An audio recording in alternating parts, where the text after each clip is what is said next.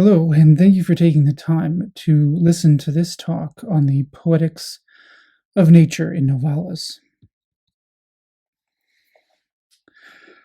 Novalis was born just 5 months before Coleridge in 1772. Together, they witnessed, responded to, and shaped the transition from the 18th to the 19th century. Within this context, both were deeply concerned with the human-nature relationship. They recognized how changes in philosophy and theology in turn affected culture and language, altering the way humans experienced and conceptualized nature. Where humans once found themselves in a dialogue with nature, seeking to commune with the meaning and purpose intrinsic to it, increasingly, individuals place themselves apart from and above nature, according to both thinkers. This modern perspective engaged in a monological description, which conceptualized nature as a machine without end and imparted meaning to nature, which was otherwise meaningless. Both Novalis and Coleridge offered accounts of this alienation from nature and suggested means to overcome it in both their prose and poetry.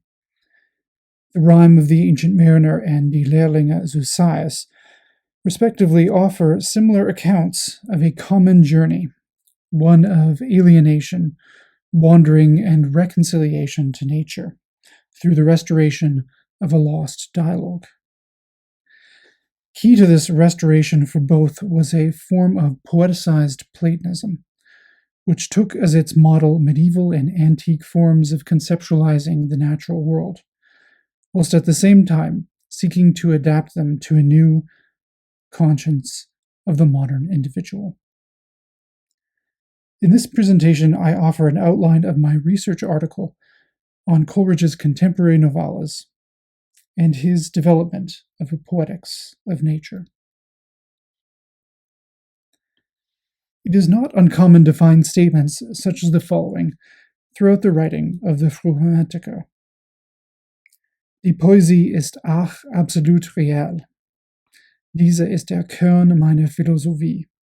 And der Poet versteht die Natur besser, wie der wissenschaftliche Kopf.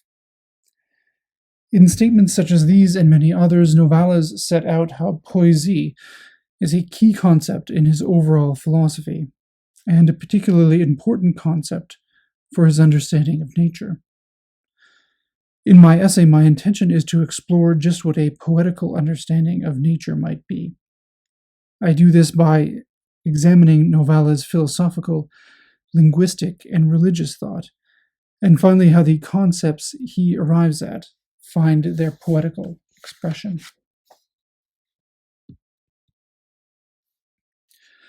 Novalis' philosophy was developed in relation to the philosophical landscape of his own day. This was defined by two opposing yet deeply influential philosophical positions represented by Fichte and Spinoza. For Novalis, both were opposing manifestations of the same problem, the philosophical notion of foundationalism that characterized modern philosophy. The goal of modern philosophy was to establish an immanent absolute foundation, that is, a fundamental first principle that did not require a transcendent ground. Transcendent first principles, whether the good of Platonism or the God of monotheism, were untidy in a modern context. They forever receded from circumscribing definition. They revealed themselves in myriad particulars rather than in abstract concepts, and they left themselves open to endless interpretability and approximation. The unease with this reflected a change in the conception of reality from a theocentric outlook, where meaning ultimately resided in the transcendent, to an anthropocentric outlook, where meaning was conceptualized in immanent and human terms alone. In this context, modern philosophy set as one of its primary tasks the conceptualization of an immanent first principle. The philosophy of Spinoza, adapting an ab extra position, made substance monism or nature the foundation for philosophy. Alternately, the philosophy of Fichte adopted an ab intra foundation for the self, We can see Novalis comparing and inverting both positions together in one of his notes from the Fichte-Studien. He writes, Die transzendente Natur ist zugleich immanent. So auch die immanente Person ist transzendent zugleich und auch umgekehrt. And a little later on, es sind einige Wesen nur umgekehrt. Sie korrespondieren aufs genau Este. Bildlich sind sie wie zwei Pyramiden, die eine Spitze haben. Sie sind wie eine Linie. Hier ist sie das Bild der Natur, hin das Bild des Ich. Both philosophical foundations, according to Novalis, collapsed transcendence into immanence and render either self or nature exclusively active or passive, when in reality both were conditioned by each other in a dialogical setting. Consequently, whilst these two philosophical positions addressed the need for an immanent first principle, they also created new problems. This was particularly the case for the human-nature relationship. In the case of Fichte, external reality was turned into a reflection of the self, threatening ultimately a collapse into solipsism. In the case of Spinoza, the self was made into a mere mode of substance, portending determinism. Whilst both of these critiques did not necessarily appreciate the nuances of either philosophy, the threat of turning nature into a reflection of the self, or of making the self a passive part of nature, was real. It was seen in the specter of determinism that arose in the pantheismo-Streit between Jacobi and Mendelssohn. Equally, it was seen in the increasing domination and destruction of the natural environment observed by the early Romantics, which deprived nature of its inherent meaning and value and turned it into a raw resource for experimentation and exploitation. To this state of affairs, Novalis responds that not just an I and a not I is necessary for philosophy, but a third principle, a theistic absolute, is also required as the ground and first principle for both. He writes, Die Handlung, das Ich sich als Ich setzt, muss mit der Antithesis eines unabhängiger Nicht-Ich und der Beziehung auf eine sie umschließende Sphäre verknüpft sei. Diese Sphäre kann man Gott und Ich nennen. Only this third element provides an absolute that transcends both of the foundational principles of self and nature. Summarizing his position, he writes, Spinoza stieg bis zur Natur, Fichte bis zum Ich, oder der Person, Ich ist ja dieser Gott. The theistic absolute that Novalis describes changes our relationship to nature, as well as to ourselves. When the transcendent absolute takes the place of the immanent foundations of self and nature, the self is no longer capable of determining nature, as with Fichte, nor nature the self, as with Spinoza. Rather, both are determined in relation to this third, transcending principle. For Novalis, this has the result of changing the status of nature, in effect returning it to the status level of personhood, which modern philosophy had denied it. He writes, Statt nicht ich, du. Nature gains this status not because it becomes a conversant, speaking person, but because its ground is the same as the self. Philosophical criticism and the Umkehrungsmethode demonstrated in his consideration of Spinoza and Fichte is essential for recovering nature as a dialogue partner. Novalis writes, Sie lasst uns die Natur oder Außenwelt als eine menschliche Wesen ahnden. Sie sieht, dass wir alles nur so verstehen können und sollen, wie wir uns selbst und unsere Geliebten, uns und euch verstehen. The goal is to find a form of speech that reflects this reality, where nature and the self speak a common language. This leads my paper to consider Novalis' concept of language. In his Monologe, Novalis considers the independent and autonomous quality of language. He writes, Der lächerliche Irrtum ist nur, sie zu bewundern, dass die Leute meinen, sie sprachen der Dinge willen, gerade das eigentümlich der Sprache, dass sie sich bloß sich selbst bekümmert, weiß keiner. According to Novalis, we misunderstand language when we think of it as something that is ours. We mistakenly consider ourselves to be its inventor and misconstrue its meaning to be our own. Then, with this misunderstood language, we go on to commit a second error by applying it to nature. As a result of this twofold error, language becomes a tool for us to impose our own meaning upon nature rather than having a dialogue with the meaning that exists outside of ourselves inherent in nature. Furthermore, we are alienated from the capacity of language to form a dialogue between ourselves and the world. When nature is misused, according to Novalis, this manifests itself as foolishness, the inability to articulate what we really wish to say. However, it is precisely this foolishness and frustration that shows language's infinitely serious side, he writes. Language's resistance to us shows that it has its own meaning unto itself, and this draws Novalis to make a comparison with both mathematics and music. Mathematics, he writes, has its own logic. We must play by its rules rather than making our own mathematical formulae conform to our arbitrary wills. Extending this analogy to music, Novalis writes, Wer ein feines Gefühl ihrer Applikatur, ihre Taktes, ihres musikalischen Geistes hat, wer in sich das zarte Wirken ihrer inneren Natur vernimmt und danach seine Zunge oder seine Hand bewegt, der wird ein Prophet sein.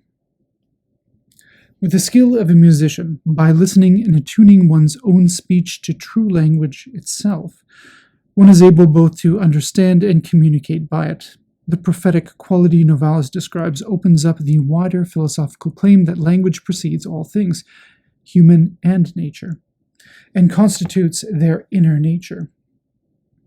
It is language that gives things their form and consequently their meaning.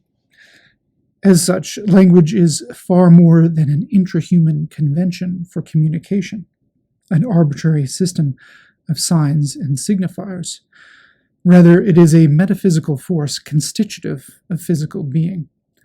In attuning oneself to language, therefore, one is attuned to the transcendent quality beyond both self and nature, the theistic absolute that was the outcome of Novalis' consideration of Fichte and Spinoza. It is in this context of prophetic attunement that Novalis finally introduces the concept of Poesie. Ich damit das Wesen und Amt der Poesie auf das Deutlichste angegeben zu haben glaube. It is worthwhile to unpack the use and meaning of Novalis' term, Poesie. The term itself was superseded by words such as Dichtung and Dichtkunst by Novalis' time, which offered a more limited understanding of poetry as literary. As a result, the use of poesy is intentionally evocative. Its source is the Greek term poesis, meaning production, in particular originate and creative meaning that brings reality into being. It is defined by Plato in the Symposium. He writes, Everything that is responsible for creating something out of nothing is a kind of poetry. Plato is careful to differentiate artful poetry from poesis, most famously in Book 10 of the Republic. Plato censures both Homer and Hesiod for creating a false and contemptible representation of the gods, representations that cause them to appear more human than divine. According to Plato, this interested poetics produces art thrice removed from reality, a copy of a representation of a form. Written for dramatic effect and serving only our own interests, It constituted a kind of instrumentalization of language in denial of true interested, or rather disinterested, poesis, a critique that Novalis reflects in his own criticism of the misuse of language. True poesy is possessed of a divine quality. It is not a language whose meaning is subjective and private to the mind of a particular author. Rather, it is subjective to one mind alone, the mind of God, whose subjectivity constitutes objectivity for all creation. Poetry is a divine gift, a glimpse into the intelligible ontic reality that constitutes all phenomenal existence, including both the self and nature. This relationship between the divine mind and creation receives elaboration in the Timaeus, where the demiurge looks to the intelligible forms, the models whereby it shapes the cosmos. When adapted into Hellenistic Judaism by Philo, the forms become the divine ideas in the mind of the one God, who is both architect and builder. This Hellenized reading of Genesis then came to deeply influence early Christianity's doctrine of creation. For Novalis, poesy provides the means to overcome the twofold error that characterizes the misuse of language. As a force constitutive of reality, it shows how language antecedes and constitutes both the self and nature. Returning to the poetic use of language makes it possible to overcome the alienation that the misuse of language causes. Poesy, rather than constituting a means to impose our own meaning upon nature, returns us to a dialogical participation in it. The main task that faced Novalis, following the observations summarized in the monologue, was how to put his insights into practice. This is where religion comes to play a role, since poesy and religion are naturally unified. Before I proceed, however, what Novalis means by religion here must be qualified. Rather than an institution with its beliefs and doctrines, what Novalis foremost means is the civilizational orientation toward the transcendent basis of all immanent reality. In this sense, he is borrowing from Schleiermacher's Reden über die Religion. This sense of religion is at the core of his essay Christenheit oder Europa, in which Novalis situates his own age within a broader history of Europe. The essay itself has always been contentious, yet as becomes apparent, Novalis does not argue for a return to medieval Christendom. Instead, his aim is to call his readers' attention to the form beyond the particular. In Novalis' medieval ideal, all finite actions are orientated toward infinite ends, and all creatures are understood in relation to their creator. This was reflected in the religious practices of medieval Christendom, the cult of saints, the veneration of relics, and pilgrimages to holy sites. But it was also reflected more widely in artistic, scientific, technical, and mercantile practices, by what Novalis calls the powerful drive upward of all human forces, and by the harmonious development of all institutions.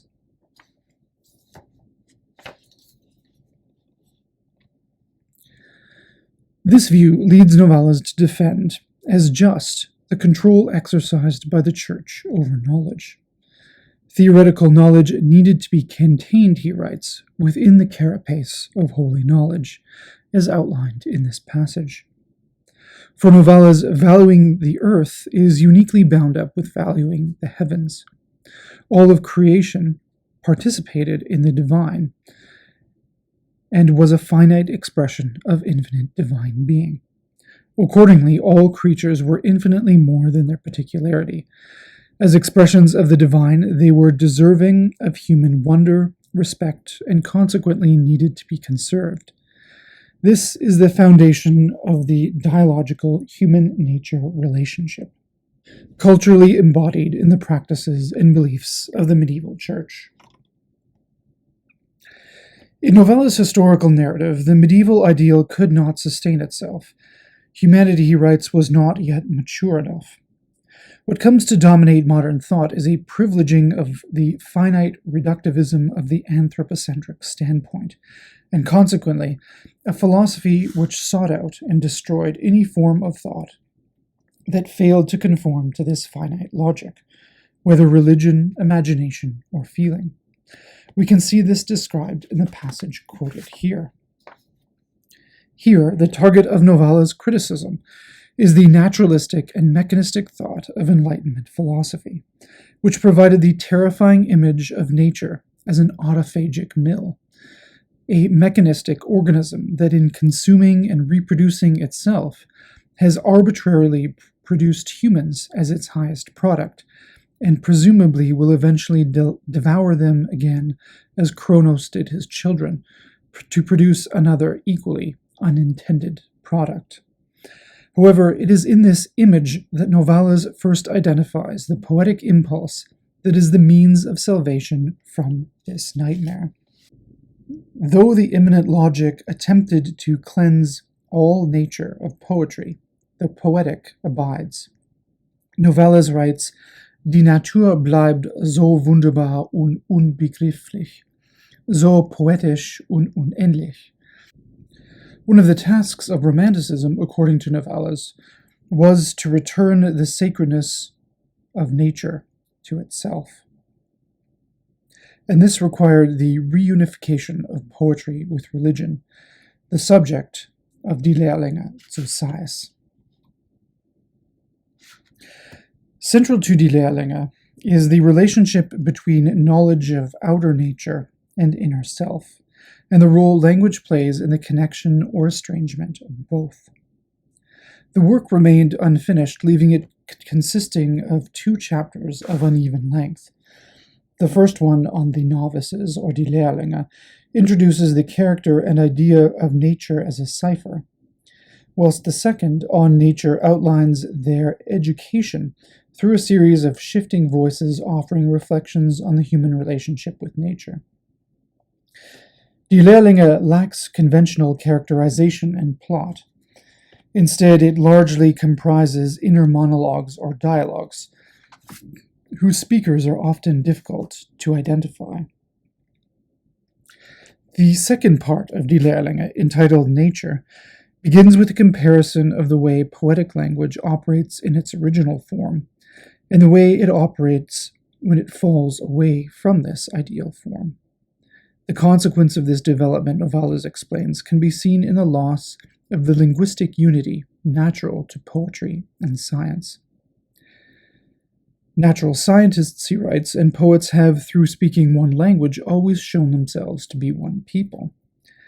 In this relationship, science gathered and arranged, whilst poets molded the vastness of nature into smaller, pleasing, and perceptible natures. Separated, however, both instrumentalize language to their own ends. They lose contact with the whole and become destructive forces. Describing this state of affairs, he writes, Under their hands, that is, the scientists, friendly nature died, leaving behind only dead, quivering remnants, whilst the poets soared to heaven, engaging in godlike fancies. The fracturing that results from the loss of an original language leads Novalis to introduce a catalogue of multiple voices, of the many ways in which nature is conceptualized. Overall, according to Novalis, there are those who seek friendship with nature and those who confront it with the aim of domination.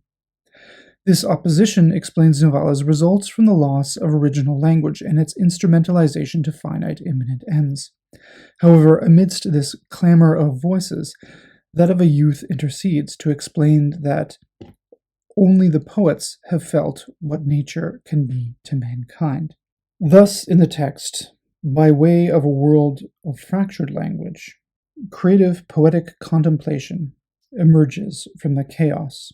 The youth, describing the poets, says, Ihnen allen bleibt die Seele, derselben nicht fremd, und sie suchen in ihrem Umgang aller Seligkeiten der goldenen Zeit nicht umsonst. Für sie hat die Natur aller Abwechslungen eines Unendliches Gemüts.